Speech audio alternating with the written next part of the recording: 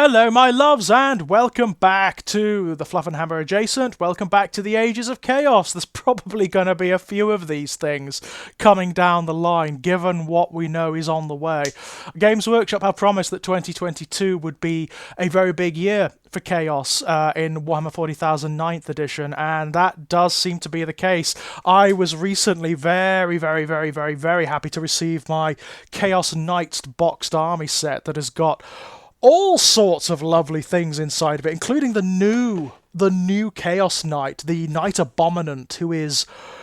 whoa, he is beautiful. Not only in terms of the massive bloody model and his, but also his background and his rules. He's a psychic, demonically possessed knight. Very cool indeed. We've seen lots of what's coming down the line. I mean, the new Chaos Space Marine Codex is imminent, and that's looking pretty hot stuff at the moment. From what we've seen, from the little rumours floating around, there's not so much a drip feed as like more or less the entire Codex has been leaked, if we are to believe the rumour mongers out there.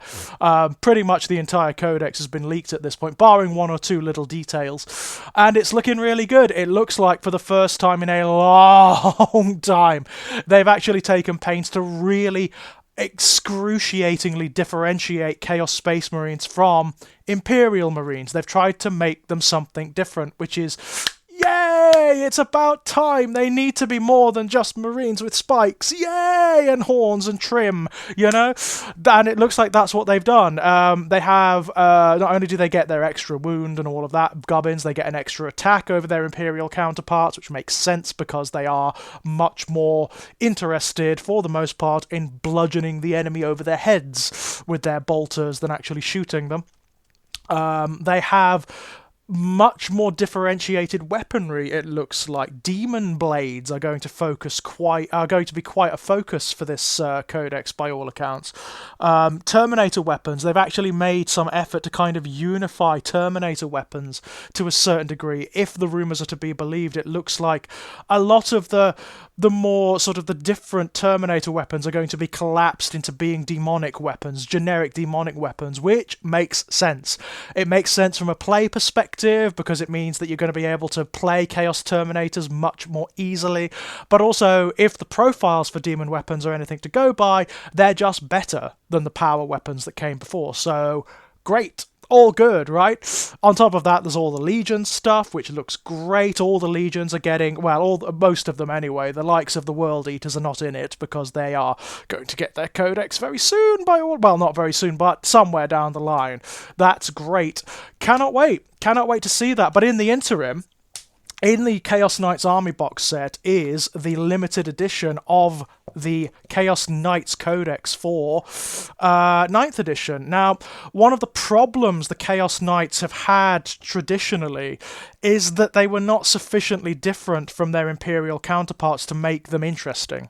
They had cool background. I mean, the Chaos Knights have been there technically since the beginning in terms of the background. There's always been mention of the knightly households that were corrupted by Chaos during the Horus Heresy. Even way back in like Rogue Trader there were mentions of them, but they were never really represented on the tabletop. The closest we got was Epic, where there were Chaos Knights, and most of them were Slaneshi.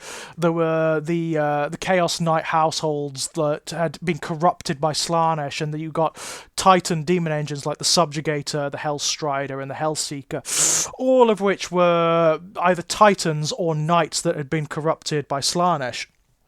This book, the new one, really goes out of its way to differentiate the Chaos Knights from their Imperial counterparts, not only in terms of their background, but also in terms of how they play. The big takeaway from this one, the big difference, is that they've introduced a series of universal special rules that basically means that the Chaos Knights, whereas the Imperial Knights have rules that buff and support their own forces, the Chaos Knights have rules that debuff their enemies. It's a very cool differentiation, and it means that the Chaos Knights are obviously going to be much more aggressive than their Imperial counterparts. It makes a lot of sense. There is a wonderful universal table in this book, the Dread Table, and basically what it does is you have a list of 3 special rules, basically. Despair, Doom, and Darkness. You have a column for Despair, a column for Doom, and a column for Darkness. You start in the first battle round with Doom, which introduces certain universal special rules that apply across the table. And then you can pick in Battle Round 2 whether you go to Despair or whether you go to Darkness, and you can introduce different types of rules that apply throughout the battle. Then in Battle Round 3, you can switch back to Doom, or you can stay on Despair or Darkness and introduce rules from those tables. And they escalate as the battle goes on, and it's all about debuffing the enemy, it's all about affecting morale and all of that, and making things much more problematic for them to shoot or to charge or that kind of thing. It's very, very, very cool and very characterful. It's like the Chaos Knights affect the environment around them. They're like walking totems or foci of warp energy and chaos power, and wherever they tread, wherever they emerge, the power of chaos suffuses everything and affects the landscape around them. It's very, very, very cool, very characterful, and is a really fun system as well. It means that they are more than, suffering from the Chaos Space Marine thing of just being Imperial Knights with spikes and tentacles. They are a lot more than that now. Not only do we have that, but we also have a lot more in the way of customization. So not only do you get what you had in the 8th Ed Codex, where you can make your Chaos Knights either idolaters or infernal households, the difference being the idolaters are the households that don't necessarily worship chaos as such, but have fallen owing to their own ideological or political circumstances. They're much more independent. They're more like the undivided legions in the Chaos Space Marines, right? They've got their own particular ideologies, politics, and agendas. Whereas the infernal households, they are the ones that have been completely consumed by chaos. They've been corrupted by the Dark Mechanicum, and they're suffused with demons, and they are marked by the chaos powers.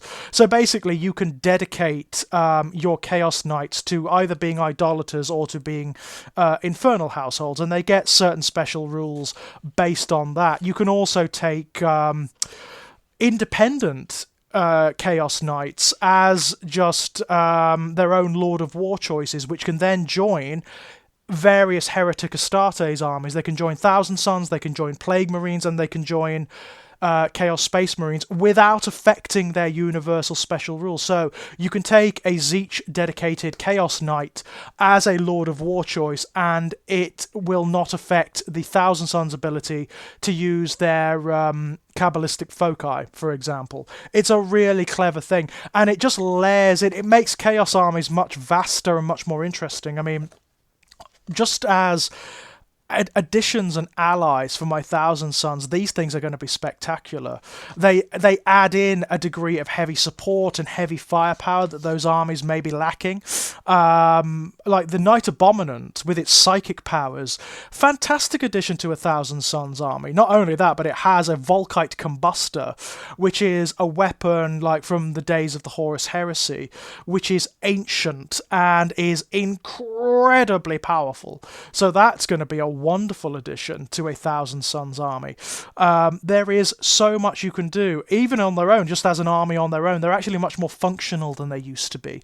One of the problems with them is that they were one of those codexes that was really designed as an ally system for other codices, rather than being an army in and of themselves.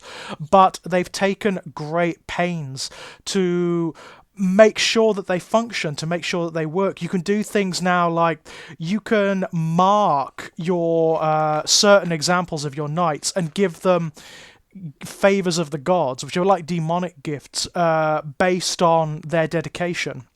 And in order to activate their dedications, they need to kill they have to fulfill a tally. Basically, they need to kill a certain number of enemy models before the favoured ability of each blessing activates. They have like a minor ability, which is always active, and then they have a favoured ability, which only activates when they've killed a certain tally of enemies, which is fucking brilliant. I love it to bits. It just introduces so much in the way of customization and intrigue and ways of making the Chaos Knights different from Imperial Knights, which is always the big thing. That's always what we're looking for. All of the houses, like the famous houses from the previous Codex are here, as well as a new one, House Corvax, which is really interesting because it's a house of knights taken and corrupted by Baelacor. They are his personal household of knights, and they are some of his highest servants, apparently. It's really, really, really cool. I love it to bits. And you can also create your own Dread households as well. There's a system whereby you can just create your own. You can create sort of like splinters of the established households. It's a really cool piece of work. And not only that, the whole book just drips with atmosphere and background. It is really, really, really fun. There's a lot of detail in here about how knights fall, how knightly households fall, how the mechanisms of knights are often the reasons why they lose their minds or why they go mad, how the throne mechanicum, which is the interface by which the pilots bond to the knights themselves, to the machines themselves, can drive them mad, because the thrones mechanicum are often haunted by the engrams of their ancestors or of the knights that previously piloted the machine. So they can affect the minds of the pilots and drive them mad. Some of the night, I mean, there's a lovely level of irony in here as well, of like dystopian irony, because a lot of the iconoclast households, they fell not because of any fault of their own, but because the Imperium drove them to it. The Imperium either turned on them or abandoned them or declared them heretic for no particular reason. There's a very particular Dread Knight called Incarnate Slaughter. And Incarnate Slaughter is a very interesting piece indeed. It was originally, when it was loyalist, it was assigned to, it and its household were assigned to a system overrun by the Tyranids, and they were outnumbered literally by 1,000 to 1. So they spent literally years slaughtering their ways through these Tyranids, and by the end, the engine that would become Incarnate Slaughter was the last one of its household, and pulsing through its throne mechanicum was just one imperative, which was kill, kill, kill, kill, kill. It had lost itself, and the pilot had burnt out their mind in the imperative to slaughter, and as a result of that, it became suffused with warp energy, and is now it's like a demon. It emerges from pools of blood on worlds where slaughter is at its height, and it goes nuts. It rampages and destroys everything. The background for these things is wonderful. It is really interesting. They layer in some beautiful new notes for chaos and for how human beings and how institutions within the Imperium fall to chaos or become inveigled by chaos. I just love that stuff. I've got to say, that is my jam. There's a lot, and I mean a lot, of reference in this book to how the Dark Mechanicum actively work to subvert knightly households, how they physically take knights that they've defeated and corrupt both the pilots and the throne mechanicum through profane rituals, through torture, through introducing demonic scrap code and corruption into the machine itself.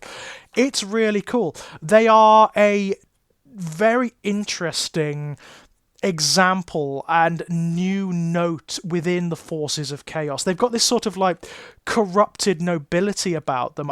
Certainly the iconoclast households, they feel as though they've very much been hard done by, that they've been betrayed or that they've been lied to by the Imperium, and that their only option is to fight against it. They believe that they are the true knights, you know, and that those who are loyal to the Imperium are the ones who are blind and who are corrupt. It's very, very, very cool. I love that stuff.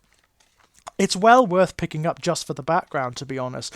It's a great read. It's a really fun, interesting read. And having had a look through the army list, I mean, I've got the set now, which has got a Knight Abominant and 2 War Dogs in it, so they've got to be made.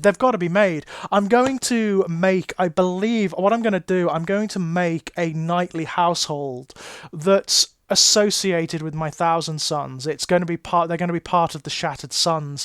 House Liminatis, I'm going to call them. And they're going to be similarly spectral. So my Thousand Sons have this thing where the Rubricae are kind of spectres, they're ghosts, and these guys are going to be very much the same. And thanks to the rules that are in this book, I can represent that. I can actually represent that really very well. The potential for sort of role-playing and storytelling within the army list and within the battles you fight is really high here. It's a very exciting piece of work, and if this and of course the Thousand Sons and the Death Guard, both of which are codices I love, are indications of where Chaos is going in Ninth Ed, then it's enormously exciting. I've got to say, it is enormously exciting. I mean, I know there's a lot of cynicism out there, as there always is, with regards to Warhammer circles, but you know what? For me, thus far, Ninth Ed is my favourite version of the game. I've got to say, it is my favourite version of the game. I'm loving what's being done with Chaos. It seems that they are listening to the feedback. They are doing things with Chaos that should have been done many, many, many, many moons ago, and I am all here for it.